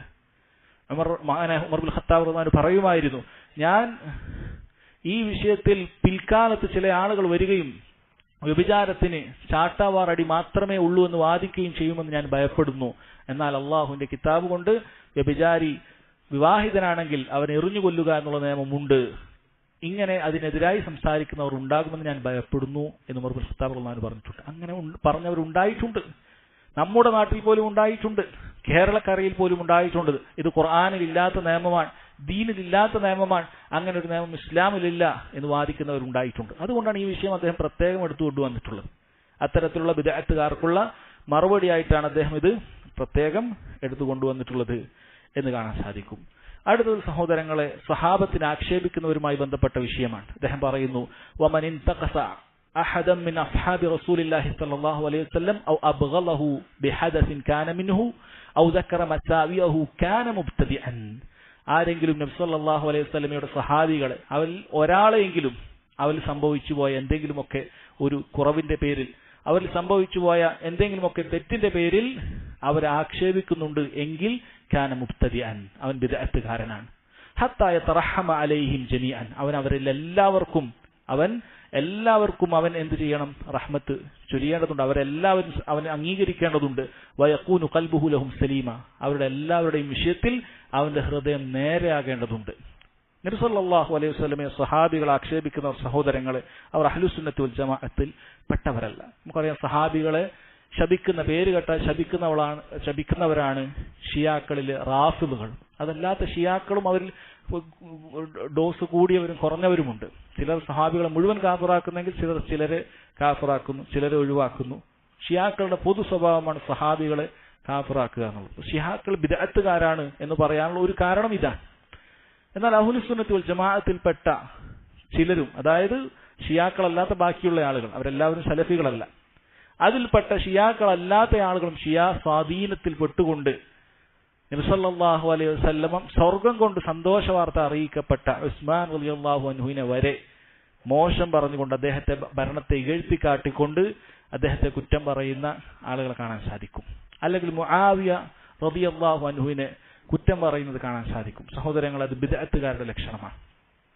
അഹ്ലുസുന്നത്തി വൽ ജമാഅത്ത് ഈ വിഷയത്തിൽ പറയുന്ന ശൈഖുൽ ഇസ്ലാം ഇബ്നു തൈമിയ്യ റഹിമഹുല്ലാ അദ്ദേഹത്തിന്റെ അഖീദത്തുൽ വാസിത്തിയിലൊക്കെ പറഞ്ഞതുപോലെ, നമുക്ക് സഹാബികളോടുള്ള വിഷയം, സഹോദരങ്ങളെ, സഹാബികൾക്കിടയിൽ അഭിപ്രായ വ്യത്യാസങ്ങൾ ഉണ്ടായിട്ടുണ്ട്, സഹാബികൾക്കിടയിൽ തെറ്റുകൾ സംഭവിച്ചിട്ടുണ്ട്, ഇത് അംഗീകരിക്കേണ്ട കാര്യമാണ്. പക്ഷേ അവരിൽ മുഴുവൻ പേരും അല്ലാഹു സുബ്ഹാനഹു വ തആല തൃപ്തിപ്പെട്ട വിഭാഗമാണ്. അവർക്ക് സംഭവിച്ചിട്ടുള്ള തെറ്റുകൾ ഇജ്തിഹാദിയായ അവരുടെ ഗവേഷണത്തിൽ സംഭവിച്ച തെറ്റാണ്. അങ്ങനെ തെറ്റ് സംഭവിച്ചവർക്ക് ഒരു പ്രതിഫലം അല്ലാഹു സുബ്ഹാനഹു വ തആല നൽകും. അവരിൽ ആ വിഷയത്തിൽ അഭിപ്രായ വ്യത്യാസത്തിൽ ശരിയുള്ള ആളുകൾക്ക് 2 പ്രതിഫലം അല്ലാഹു സുബ്ഹാനഹു വ തആല നൽകും. ഇനി അവരെ കുറിച്ച് വന്നിട്ടുള്ള പല കഥകളും സഹോദരങ്ങളെ ഭൂരിഭാഗവും കള്ളക്കഥകളാണ്. അതുകൊണ്ട് ഏതെങ്കിലുമൊക്കെ വാറോലകൾ വായിച്ചുകൊണ്ട് ഒരിക്കലും സഹാബത്തിനെ ആക്ഷേപിക്കുന്ന, സഹാബത്തെ കുറിച്ച് മോശം വിചാരിക്കുന്ന അവസ്ഥ നമുക്ക് ഒരിക്കലും ഉണ്ടാകാൻ പാടില്ല. കാരണം ഒരു ഭൂരിഭാഗം അവരെ കുറിച്ച് കള്ള ആക്ഷേപങ്ങളാണ്, സഹാബികളെ കുറിച്ച് ഇല്ലാത്ത കഥകളാണ്. ഇനി ചില കഥകൾ ഉള്ളതാണെങ്കിൽ അതിൽ കൂടുതൽ കാര്യങ്ങളും ഇല്ലാത്തതായിരിക്കും, സംഭവമുള്ളതായിരിക്കും, പക്ഷെ ഇല്ലാത്ത പല മസാലകളും അതിൽ ചേർത്തിട്ടുണ്ടാകും. ഇതാണ് കാണുക. ഇനി സഹോദരങ്ങൾ, അവരിൽ സംഭവിച്ച കാര്യങ്ങളാകട്ടെ, അഹ്ലുസുന്നത്ത് വൽ ജമാഅത്തിന്റെ മൻഹജ് ആ വിഷയത്തെക്കുറിച്ച് മിണ്ടാതിരിക്കുക എന്നുള്ളതാണ്. അതാണ് മുൻഗാമികൾ തൊട്ട് നമ്മെ പഠിപ്പിച്ചിട്ടുള്ള മാർഗം. സഹാബികൾക്ക് ഒരു അബദ്ധം സംഭവിച്ചാൽ അതിനെക്കുറിച്ച് പരസ്യപ്പെടുത്താതെ മിണ്ടാതിരിക്കുക എന്നുള്ളതാണ്. കാരണം അല്ലാഹു സുബ്ഹാനഹു വ തആല അവർക്ക് പുറത്തു കൊടുത്തിരിക്കുന്നു എന്ന് അറിയിച്ചിട്ടുണ്ട്. അഹ്ലുൽ ബദറിൽപ്പെട്ട ബദരീങ്ങളായ ആളുകൾക്ക് അല്ലാഹു സുബ്ഹാനഹു വ തആല അവരുടെ മുഴുവൻ പാപങ്ങളും പുറത്തു കൊടുത്തിട്ടുണ്ട് എന്ന് അറിയിച്ചിട്ടുള്ള കാര്യമാണ്. ബൈഅത്തു റിദ്വാനിൽ ബൈഅത്ത് ചെയ്ത മുഴുവൻ പേർക്കും അല്ലാഹു സുബ്ഹാനഹു വ തആല സ്വർഗം നൽകിയിട്ടുണ്ട് എന്ന് അറിയിച്ചിട്ടുള്ള കാര്യമാണ്. അതുകൊണ്ട് സഹാബികൾക്കിടയിൽ ഉണ്ടായിരുന്ന അഭിപ്രായ വ്യത്യാസം അത് പരീക്ഷണമായിരുന്നു. നേരത്തെ മനസ്സിലാക്കിയതുപോലെ അഹ്ലുസുന്നത്തിനെയും അഹ്ലുൽ ബിദ്അത്തിനെയും വേർതിരിക്കാനുള്ള പല പരീക്ഷണങ്ങളുമാണ് സ്വഹാബികൾക്ക് ഇടയിലുണ്ടായിരുന്ന ഇത്തരത്തിലുള്ള പല അഭിപ്രായ വ്യത്യാസങ്ങളും എന്ന് നമുക്ക് കാണാൻ സാധിക്കും. അതുകൊണ്ട് ആ വിഷയത്തിൽ വളരെ ഗൗരവത്തിൽ മനസ്സിലാക്കുക. നബി സല്ലല്ലാഹു അലൈഹി വസല്ലം പറഞ്ഞല്ലോ, ലാ തസുബ്ബു അസ്ഹാബി, നിങ്ങൾ എന്റെ സഹാബത്തിനെ കുറ്റം പറയാൻ പാടില്ല. ലാ തസുബ്ബു അസ്ഹാബി, നിങ്ങൾ എന്റെ സഹാബത്തിനെ കുറ്റം പറയാൻ പാടില്ല എന്ന് നബി സല്ലല്ലാഹു അലൈഹി വസല്ലം പറഞ്ഞു. ഫവല്ലദി നഫ്സി ബിയദിഹി ലൗ അന്ന അഹദകും അൻഫഖ മിസ്ല ഉഹുദിൻ ദഹബ, അല്ലാഹു തന്നെ സത്യം, നിങ്ങളിൽ ഒരാൾ ഉഹുദ് മലയോളം സ്വർണം ചെലവഴിച്ചാലും മാ ബലഗ മുദ്ദ അഹദിഹിം വലാ നസീഫ, സഹാബികൾ ഒരു മുദ്ദ് അവരൊരു കൈ കൊണ്ട് കൊടുക്കുന്ന അത്ര അല്ലെങ്കിൽ അതിന്റെ പകുതി പോലും അതാവുകയില്ല. നിങ്ങളൊരു ഉഹുദ് മലയോളം സ്വർണം ചിലവഴിച്ചാൽ. നിങ്ങൾ മനസ്സിലാക്കേണ്ടത്, ഇത് നബി സല്ലല്ലാഹു അലൈഹി വസല്ലം പറഞ്ഞത് സ്വഹാബികളിൽ തന്നെ ചിലരോടാണ്. കാരണം സഹാബികൾ കൂട്ടത്തിലെല്ലാം ഒരേ ദർജയിലല്ലെന്ന് നേരത്തെ പറഞ്ഞിട്ടുണ്ട്. ഈ സംഭവത്തിന്റെ പശ്ചാത്തലം എന്ന് പറയുന്നത് മഹാനായ സ്വഹാബി അബ്ദുറഹ്മാൻ ബിൻ ഔഫും ഖാലിദ് ബിൻ വലീദും റളിയല്ലാഹു അൻഹുമ തമ്മിൽ ചെറിയ അഭിപ്രായ വ്യത്യാസം ഉണ്ടായപ്പോൾ, ചെറിയ അഭിപ്രായ വ്യത്യാസം പരസ്പരം വന്നപ്പോൾ ഇതിൽ ആദ്യം ഇസ്ലാം സ്വീകരിച്ച ആളുകളിൽപ്പെട്ടതാണ് അബ്ദുറഹ്മാൻ ബിൻ ഔഫിനെ പോലെയുള്ള സാദിഖീങ്ങളിൽപ്പെട്ടവരാണെന്ന് പറയും. പിന്നീട് മക്കം ഫത്ഹിന് മുമ്പുള്ള ആളുകളാണ് മുത്തവസ്സിത്തൂൻ എന്ന് പറയുന്നത്. ഖാലിദ് ബിൻ വലീദൊക്കെ അക്കൂട്ടത്തിൽപ്പെട്ടതായിരുന്നു. പിന്നീട് അതിനുശേഷം വന്ന മക്കം ഫത്ഹിന് ശേഷം സ്വീകരിച്ച സ്വഹാബികളുണ്ട്. അപ്പോൾ ആദ്യം ഇസ്ലാം സ്വീകരിച്ച സഹാബികൾക്ക് ഇത്രയും ദറജയുണ്ട് എന്നാണ് ശേഷക്കാരോട് നബി സല്ലല്ലാഹു അലൈഹി വസല്ലം പറഞ്ഞത്. അപ്പൊ നമ്മുടെ അവസ്ഥ എന്തായിരിക്കും?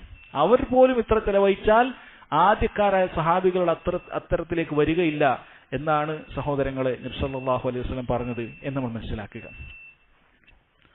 അതിനുശേഷം സഹോദരങ്ങളെ അദ്ദേഹം പറയുന്നു, വന്നിഫാഖു ഹുവൽ കുഫ്ർ അൻ യക്ഫുറ ബില്ലാഹി വയഅ്ബുദ ഗൈറഹ. നിഫാഖ് എന്ന് പറഞ്ഞാൽ അത് കുഫ്റാണ്.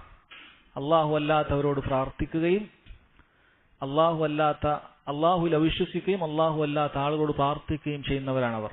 വയുദ്ഹിറൽ ഇസ്ലാമ ഫിൽ അലാനിയ, ഇസ്ലാം അവർ ബാഹ്യമായി കാണിക്കുകയും ചെയ്യും. മിസ്ലൽ മുനാഫിഖീൻ അല്ലദീന കാനു അലാ അഹദി റസൂലില്ലാഹി സ്വല്ലല്ലാഹു അലൈഹി വസല്ലം, റസൂലുള്ളാഹിന്റെ കാലത്ത് ഉണ്ടായിരുന്ന മുനാഫിക്കുകളെ പോലെ, അബ്ദുല്ലാഹി ഇബ്നു ഉബൈ പോലെയുള്ള ആളുകളൊക്കെ, സലൂലിനെ പോലെയുള്ള ആളുകളൊക്കെ അതിന് നേതാക്കളായിരുന്നു.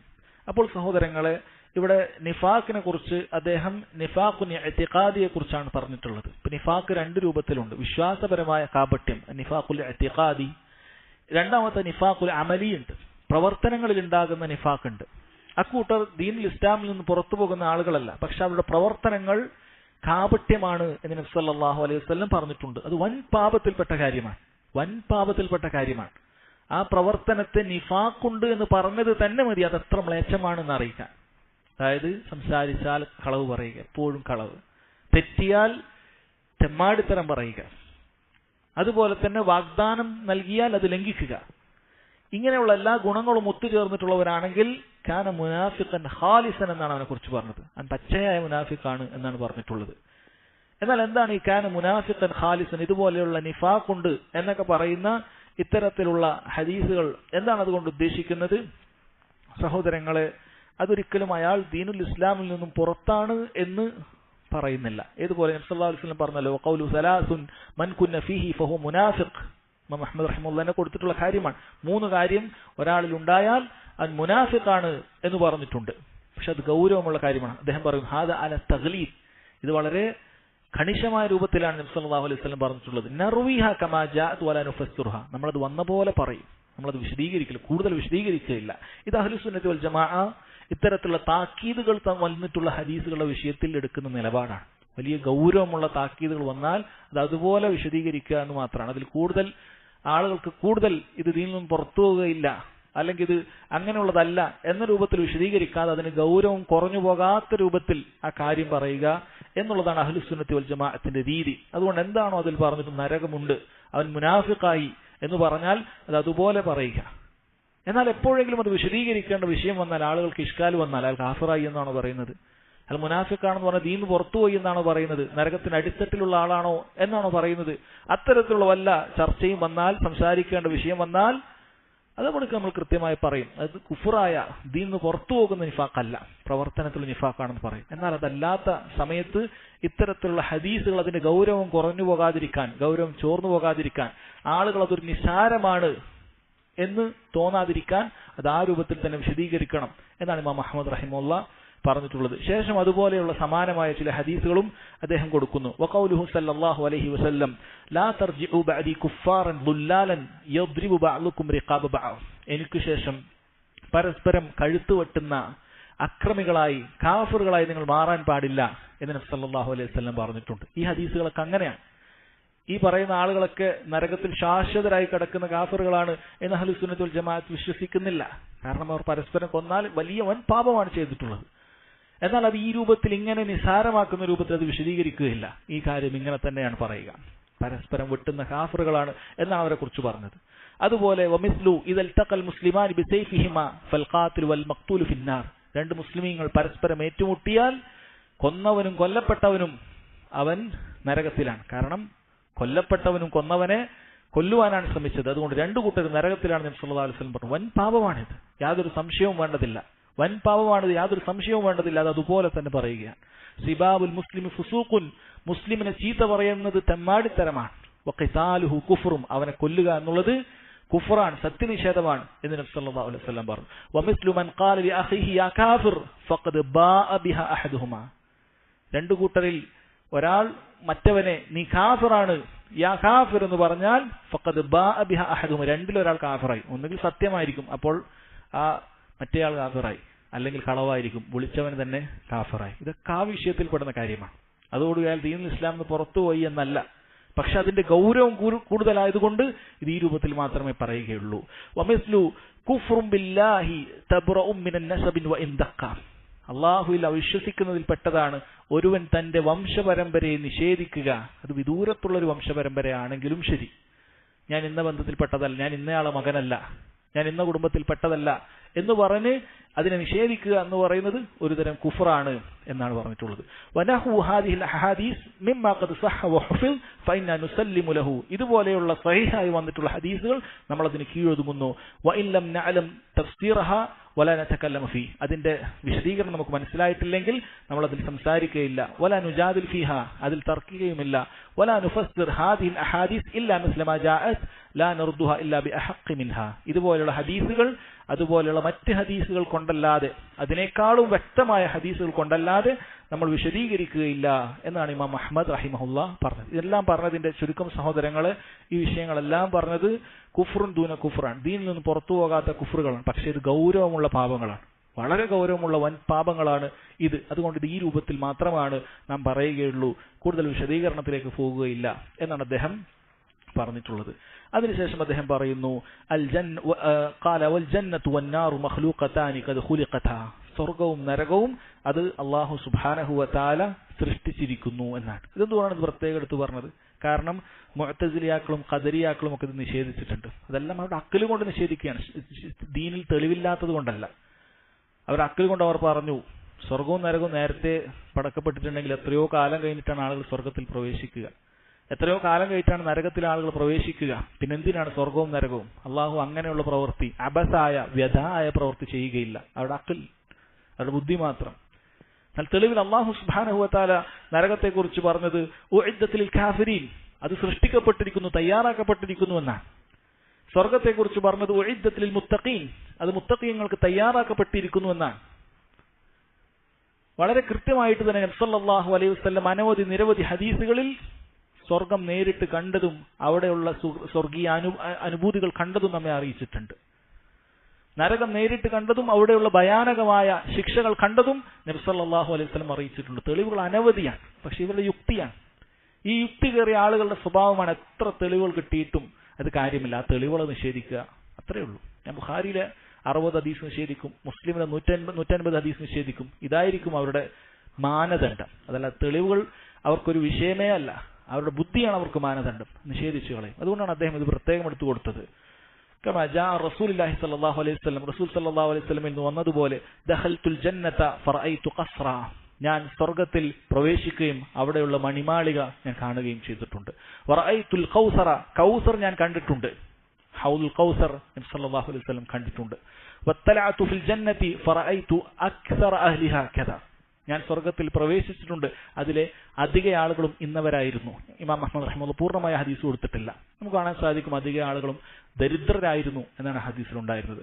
വത്തലഅതു ഫിന്നാരി ഫറഅയ്തു കദ വകദ, ഞാൻ നരകത്തിൽ പ്രവേശിച്ചു, അതിൽ ഇന്നത് കണ്ടു, അതിലധിക ആളുകളും സ്ത്രീകളായിരുന്നു എന്നാണ് ഇമാം ഹദീസിൽ വന്നിട്ടുള്ളത്. ഫമൻ സഅമ അന്നഹുമാ ലം തുഖ്ലഖാ, ഇത് രണ്ടും പടക്കപ്പെട്ടിട്ടില്ല എന്നാരെങ്കിലും വാദിക്കുന്നെങ്കിൽ ഫഹുവ മുകദ്ദിബുൻ ബിൽ ഖുർആനി വ അഹാദീസ് റസൂലുള്ളാഹി സ്വല്ലല്ലാഹു അലൈഹി വസല്ലം വലാ അഹ്സബഹു യുഅ്മിനു ബിൽ ജന്നതി വന്നാർ, അവൻ ഖുർആനും സുന്നത്തിനെയും നിഷേധിക്കുന്നവനാണ്, കളവാക്കിയവനാണ്. അവനൊന്നും സ്വർഗത്തിലും നരകത്തിലും വിശ്വസിക്കുന്നുണ്ടെന്ന് ഞാൻ കരുതുന്നില്ല എന്നാണ് ഇമാം അഹ്മദ് റഹിമഹുല്ലാഹ് പറഞ്ഞിട്ടുള്ളത്. നോക്കൂ സഹോദരങ്ങളെ, ഇവിടെ സ്വർഗവും നരകവും ഉണ്ടെന്നും അത് അല്ലാഹു തആല നേരത്തെ പടച്ചിട്ടുണ്ട് എന്നുള്ളതുമാണ് അഹ്ലുസുന്നത്ത് വൽ ജമാഅത്തിന്റെ വിശ്വാസം എന്ന കാര്യമാണ് അദ്ദേഹം ഇവിടെ സ്ഥാപിച്ചിട്ടുള്ളത്. ശേഷം അദ്ദേഹത്തിന്റെ റിസാലയുടെ അവസാന ഭാഗത്ത് അദ്ദേഹം പറയുന്നു, വമൻ മാത മിൻ അഹ്ലിൽ ഖിബ്ലതി മുവഹിദ യുസല്ല അലൈഹി വയുസ്തഗ്ഫർ ലഹു വലാ യുഹ്ജബു അൻഹു അൽ-ഇസ്തിഗ്ഫാർ ولا تترك الصلاة عليه لذنب أذنبه صغيرا كان أو كبيرا أمره إلى الله تعالى. أهل السنة والجماعة البتة ആരെങ്കിലും ഒരാൾ, മുസ്ലിമായ മുവഹിദായ ഒരാൾ, അവൻ മരണപ്പെട്ടാൽ, അങ്ങനെയുള്ള മുവഹിദിനെയാണ് അഹ്ലുൽ ഖിബ്ല എന്ന് പറയുന്നത്. അങ്ങനെയുള്ള ഒരാൾ ഖിബ്ലയിലേക്ക് തിരിഞ്ഞ് നിസ്കരിക്കുന്ന ഒരു വിശ്വാസി, അവൻ മരണപ്പെട്ടു പോയാൽ യുസല്ല അലൈഹി, അവന്റെ മേൽ നിസ്കരിക്കുന്നതായിരിക്കും. ആരാണ് അഹ്ലുൽ ഖിബ്ല എന്ന് പറയുന്നത്? മുവഹിദായിരിക്കണം, നിസ്കരിക്കുന്നവനായിരിക്കണം. നിസ്കരിക്കാത്തവൻ മുസ്ലിം അല്ല. അതുകൊണ്ട് തന്നെ നിസ്കരിക്കാത്തവന് നിസ്കാരമില്ല. നിസ്കരിക്കാത്തവൻ മരിച്ചാൽ അവന് നിസ്കാരമില്ല. അവനെ സംബന്ധിച്ചിടത്തോളം അവന്റെ ഹുക്കും അവന്റെ കാഫിറിന്റെ ഹുക്കുമാണ്. ഒരുപക്ഷെ നമ്മുടെ നാട്ടിലൊന്നും അത് നടപ്പായിക്കൊള്ളുന്നില്ല. ഇസ്ലാമിക ഭരണകൂടമുണ്ട് എങ്കിൽ മുസ്ലിമീങ്ങളുടെ കൂടെ അവനെ മറമാടാൻ പാടില്ല എന്നുള്ളതാണ്. കാരണം നിസ്കാരമില്ലാത്തവന് ദീനില്ല എന്നുള്ളതാണ് മനസ്സിലാക്കേണ്ടത്. അപ്പൊ അങ്ങനെ ആരെങ്കിലും മുവഹിദായിട്ട് ഒരാൾ മരണപ്പെട്ടാൽ യുസല്ല അലൈഹി, അവന്റെ മേൽ നിസ്കരിക്കണം, മയ്യിത്ത് നിസ്കരിക്കണം. വയുസ്തഗ്ഫർ ലഹു, അവന് പാപമോചനം നമ്മൾ തേടണം. അല്ലാഹുമ്മ ഗ്ഫിർ ലഹു അല്ലാഹുമ്മ റഹംഹു നമ്മൾ പ്രാർത്ഥിക്കണം. വലാ യുഹ്ജബു അൻഹുൽ ഇസ്തിഗ്ഫാർ, അവന് വേണ്ടി ഇസ്തിഗ്ഫാർ ചെയ്യപ്പെടുന്നത് തടയപ്പെടാൻ പാടില്ല. വലാ തുത്രഖു സ്വലാത്തു അലൈഹി, അവന്റെ മേലുള്ള ജനാസ നിസ്കാരം തടയപ്പെടാൻ പാടില്ല, ഉപേക്ഷിക്കപ്പെടാൻ പാടില്ല. എന്തുകൊണ്ട്? ലിദംബിൻ അസ്നബഹു സഗീറൻ ഔ കബീറൻ, ഒരുപക്ഷെ അവൻ ദുനിയാവിൽ മോഷ്ടിക്കുന്നവനായിരിക്കാം, കള്ളനായി അറിയപ്പെട്ടവനായിരിക്കാം, വ്യഭിചാരിയായി അറിയപ്പെട്ടവനായിരിക്കാം, പല തിന്മകൾ കൊണ്ട് അറിയപ്പെട്ടവനായിരിക്കാം. പക്ഷേ നിസ്കാരമുള്ള മുവഹിദാണോ എങ്കിൽ അവന്റെ മേൽ നിസ്കരിക്കണം. അംറുഹു ഇലല്ലാഹ്, അവന്റെ കാര്യങ്ങൾ അല്ലാഹ് നോക്കൂ. സ്വർഗ്ഗക്കാരനാണോ നരകക്കാരനാണോ അത് നമ്മൾ തീരുമാനിച്ച് അവന് നിസ്കരിക്കാതിരിക്കേണ്ടതില്ല എന്നാണ് അദ്ദേഹം ഇവിടെ പറഞ്ഞിട്ടുള്ളത്. എന്നാൽ സഹോദരങ്ങളെ, അദ്ദേഹം വളരെ കൃത്യമായി വിശദീകരിക്കുന്ന പണ്ഡിതന്മാർ സൂചിപ്പിച്ച ഒരു കാര്യമാണ്, വലിയ തിന്മകൾ കൊണ്ട് അറിയപ്പെട്ട വലിയ ബിദ്അത്തുകൾ അല്ലെങ്കിൽ വലിയ വലിയ മഅസിയത്തുകൾ, ആത്മഹത്യ പോലെയുള്ള വളരെ കണിശമായി ഇസ്ലാം എതിർത്തിട്ടുള്ള മഅസിയത്തുകൾ ആണ് ചെയ്തിട്ടുള്ളത് എങ്കിൽ ആ ഹുലുൽ ഫദ്ലിൽപ്പെട്ട, നാട്ടിലെ ദീന് കൂടുതൽ പാലിക്കുന്ന, പൊതുവെ ആളുകൾ ദീൻ പാലിക്കുന്ന ആളുകളാണ് എന്നറിയപ്പെടുന്ന പണ്ഡിതന്മാരും അതുപോലെയുള്ളവരും അത്തരത്തിലുള്ള നിസ്കാരങ്ങളിൽ നിന്ന് വിട്ടു നിൽക്കണമെന്നാണ്. എന്നാൽ അവർക്ക് വേണ്ടി പാപമോചനം തേടുന്നത് ചെയ്യാതിരിക്കരുത്. അവർക്ക് വീട്ടിൽ വെച്ച് പാപമോചനം ചെയ്യാം. എന്തിനു വേണ്ടിയിട്ടാണ് അത്തരത്തിലുള്ള നിസ്കാരത്തിന് വിട്ടു നിൽക്കുന്നത്? ജനങ്ങളെ താക്കീത് ചെയ്യാൻ വേണ്ടിയിട്ടാണ്. ഇങ്ങനെ തെമ്മാടിയായിട്ടാണ് ജീവിച്ചതെങ്കിൽ കാര്യപ്പെട്ട ദീനുള്ള ആൾക്കാരുടെ നിസ്കാരം എനിക്ക് കിട്ടൂല, ആരും ഉണ്ടാവൂല എന്നവർക്ക് തോന്നണം. അല്ലെങ്കിൽ നാട്ടിലുള്ള ഖത്തീബും നാട്ടിലുള്ള ഇമാമും അവിടെയുള്ള നല്ല ദീനനുസരിച്ച് നിസ്കരിക്കുന്ന ആൾക്കാരൊക്കെ ഇത്തരത്തിലുള്ള തെമ്മാടികളുടെ നിസ്കാരത്തിന് പോയാലോ ബാക്കിയുള്ള തെമ്മാടികളും വിചാരിക്കും നമ്മൾ നിസ്കരിച്ച് എല്ലാവരും വരും, നമുക്ക് കുഴപ്പമൊന്നുമില്ല, ഇതൊക്കെ ഒരു നിസ്സാരമായ കാര്യമാണെന്ന് അവർക്ക് തോന്നിയേക്കും. അതുകൊണ്ട് അത് താക്കീത് ചെയ്യപ്പെടുന്നതിന് വേണ്ടി എന്ത് ചെയ്യാം? അതിൽ നിന്ന് മാറി നിൽക്കാമെന്നാണ്. നബി സല്ലല്ലാഹു അലൈഹി വസല്ലം അങ്ങനെ ചില സന്ദർഭങ്ങളിൽ മാറി നിന്നിട്ടുണ്ട് എന്ന് കാണാൻ സാധിക്കും. അങ്ങനെ ചില സന്ദർഭങ്ങളിൽ വ്യഭിചാരിണി മരിച്ചപ്പോൾ നബി സല്ലല്ലാഹു അലൈഹി വസല്ലം ആദ്യഘട്ടത്തിൽ മാറി നിന്നിട്ടുണ്ട്, പിന്നീട് നിസ്കരിച്ചു. അതെന്തിനു വേണ്ടിയിട്ടാണ്? നിസ്കാരം അനുവദനീയമാണ്, അത് ഹറാമായത് കൊണ്ടല്ല, മറിച്ച് അത് മാറി നിൽക്കുന്നത് ചില ഹിക്മത്തുകൾ കൊണ്ടാണ്. അതുപോലെ കടബാധ്യതയുള്ള ആളുകളിൽ നിന്ന് നബി സല്ലല്ലാഹു അലൈഹി വസല്ലം ആദ്യം മാറി നിന്നിട്ടുണ്ട്. സഹാബികൾ നിങ്ങൾ നിസ്കരിച്ചോളൂ എന്ന് പറഞ്ഞു. നിസ്കരിക്കാൻ പാടില്ലെങ്കിലും നബി സല്ലല്ലാഹു അലൈഹി വസല്ലം അങ്ങനെ പറയില്ല, പക്ഷെ അവിടുന്ന് മാറി നിൽക്കുകയാണ്. കാരണം ഗൗരവമുള്ള കാര്യമാണ്, തിന്മകൾ എന്നുള്ളത് ഗൗരവമുള്ള കാര്യമാണ് എന്ന് ബോധ്യപ്പെടുത്തുന്നതിന് വേണ്ടിയിട്ടാണ്. അതുകൊണ്ട് തന്നെ സഹോദരങ്ങൾ, ഇത്തരത്തിൽ അതല്ലാത്ത ഏതൊരു മുസ്ലിമായ ഒരാൾ നമ്മുടെ മുന്നിൽ കൊണ്ടുവന്നാൽ അയാൾക്ക് വേണ്ടി നമുക്ക് മയ്യത്ത് നിസ്കരിക്കാം, ഇസ്തിഗ്ഫാർ തേടാം, ഒക്കെ ചെയ്യാം. ചിലപ്പോൾ അയാൾ മുനാഫിക്കായിരിക്കും, നമുക്കറിയില്ല, നമുക്കത് അറിയുകയില്ല. നമുക്ക് അയാളുടെ ബാഹ്യമായിട്ട് മാത്രമേ പരിഗണിക്കാൻ സാധിക്കുകയുള്ളൂ. ബാഹ്യമായിട്ട് ഇസ്ലാമിനെതിരായ പ്രവർത്തനങ്ങളൊന്നും, ഇസ്ലാമിനെ പൊളിച്ചു കളയുന്ന പ്രവർത്തനങ്ങളൊന്നും, നവാഖിദുൽ ഇസ്ലാമിൽപ്പെട്ട ഒന്നും അയാൾ ചെയ്തിട്ടില്ല, നിസ്കാരം ഉപേക്ഷിച്ചിട്ടില്ല എങ്കിൽ നമ്മുടെ ബാധ്യത അയാൾക്ക് വേണ്ടി മയ്യത്ത് നിസ്കരിക്കുക, അയാൾ മുസ്ലിമീങ്ങളുടെ മഖ്ബറയിൽ മറമാടുക. ഇതൊക്കെ നമ്മൾ അതുപോലെ തന്നെ സാധാരണ മുസ്ലിമീങ്ങളോട് ചെയ്യേണ്ട മുആമലാത്തുകൾ, ഇടപാടുകൾ അയാളോട് ചെയ്യേണ്ടതുണ്ട് എന്നതാണ് അദ്ദേഹം അവസാനമായി ഇവിടെ പറഞ്ഞിട്ടുള്ളത്. സഹോദരങ്ങളെ, ഇതിൽ പറഞ്ഞ എല്ലാ അടിസ്ഥാനങ്ങളും ഇത് നമ്മളും നമ്മുടെ കുടുംബവും നമ്മുടെ കുട്ടികളും ഒക്കെ പഠിക്കേണ്ട കാര്യമാണ്. ഈ ബിദ്അത്തുകൾ, മുൻകാലത്തുള്ള ഈ ബിദ്അത്തുകൾ ഇന്നും അത് അവശേഷിച്ചിട്ടില്ല. ഖവാരിജികൾ ആ പേരിലായിരിക്കുകയില്ല, മറ്റു പേരിലായിരിക്കും വരിക. മുഅ്തസിലിയാക്കൾ ആ പേരിലായിരിക്കുകയില്ല, മറ്റു പേരിലായിരിക്കും എന്ന് വരിക. എന്നാൽ ഈ അടിസ്ഥാനങ്ങൾ പഠിച്ചു മനസ്സിലാക്കുന്ന, ബിദ്അത്തുകളോടുള്ള നിലപാടുകൾ പഠിച്ചു മനസ്സിലാക്കുന്ന ഒരു വ്യക്തിയെ സംബന്ധിച്ചിടത്തോളം അവന് കൃത്യമായ സലഫിയത്ത് എന്താണെന്ന് മനസ്സിലാക്കാൻ സാധിക്കും, സഹാബികളുടെ മൻഹജ് എന്തായിരുന്നു മനസ്സിലാക്കാൻ സാധിക്കും. കാരണം ഇതിൽ പറഞ്ഞ ഓരോ വിശ്വാസവും സനദ് സഹിതം സലഫുകളുടെ വിശ്വാസമായി രേഖപ്പെടുത്തപ്പെട്ട കാര്യങ്ങൾ മാത്രമാണ്, ഇമാം അഹ്മദിന്റെ അഭിപ്രായമല്ല. ഇതിൽ പറയുന്ന ഓരോ കാര്യവും അത് സ്വഹാബികൾ അങ്ങനെ പറഞ്ഞിട്ടുണ്ട്, താബിഈങ്ങൾ ഇങ്ങനെ പറഞ്ഞിട്ടുണ്ട്, അയിമ്മത്തുകൾ ഇങ്ങനെ പറഞ്ഞിട്ടുണ്ട് എന്ന് കൃത്യമായി രേഖപ്പെടുത്തപ്പെട്ടിട്ടുള്ള കാര്യമാണ്. അതുകൊണ്ട് ഇത് പഠിച്ചു കഴിഞ്ഞാൽ സഹോദരങ്ങളെ, ഈ കാലഘട്ടങ്ങളിലുള്ള വ്യത്യസ്ത ബിദ്അ പ്രസ്ഥാനങ്ങളെക്കുറിച്ച്, ആശയക്കാരെക്കുറിച്ച് കൃത്യമായ ധാരണ നമുക്ക് കിട്ടുന്നതാണ്. യാതൊരു കക്ഷിത്വം ഇല്ലാതെ നമ്മളിത് കൃത്യമായി പഠിച്ചാൽ സഹോദരങ്ങളെ നമുക്ക് ബോധ്യപ്പെടുക തന്നെ ചെയ്യും.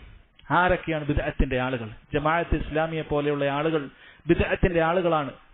അവർ അഹ്ലുസുന്നത്ത് വൽ ജമാഅത്തിൽ പെട്ടവരല്ല എന്ന് കൃത്യമായി ഒരാൾക്ക് മനസ്സിലാക്കാൻ സാധിക്കും ഈ ഖായിദകൾ മനസ്സിലാക്കുമ്പോഴാണ്. കാരണം അവർ കൃത്യമായ ഭരണാധികാരികൾക്കെതിരെ പുറപ്പെടാൻ പറയുന്ന, അതുപോലെയുള്ള പല വിഷയങ്ങളിൽ മുഅ്തസിലി ആശയങ്ങൾ വെച്ചു പുലർത്തുന്ന, ഹദീസുകൾ തങ്ങളുടെ ബുദ്ധിക്ക് യോജിക്കുകയില്ല എന്ന് പറഞ്ഞ് തള്ളിക്കളയുന്ന വിഭാഗമാണ്.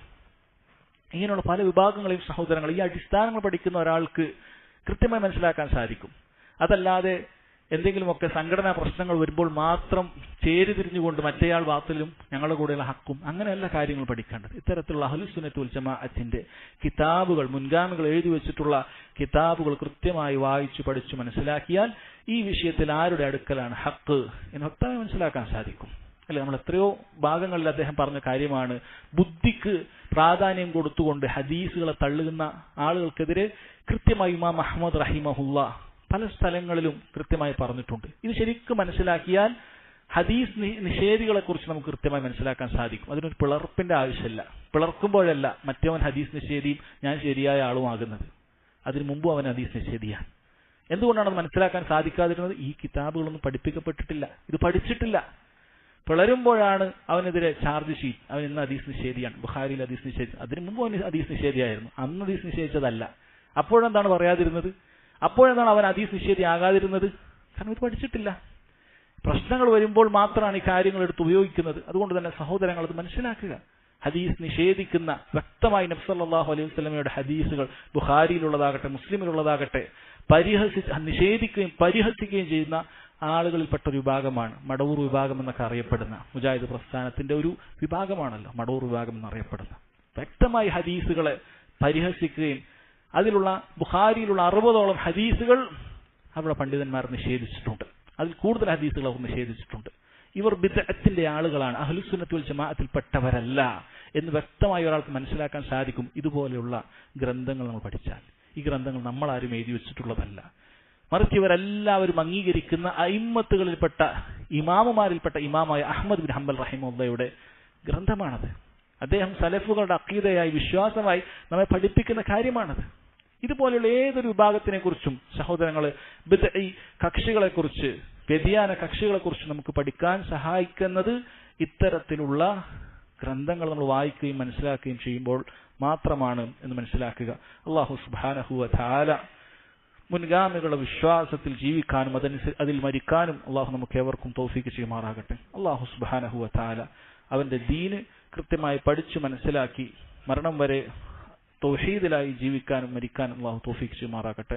ഹദാ വല്ലാഹു തആല അഅലം വസല്ലല്ലാഹു അലാ നബീന മുഹമ്മദ് വഅലാ ആലിഹി വസഹ്ബിഹി വസല്ലം.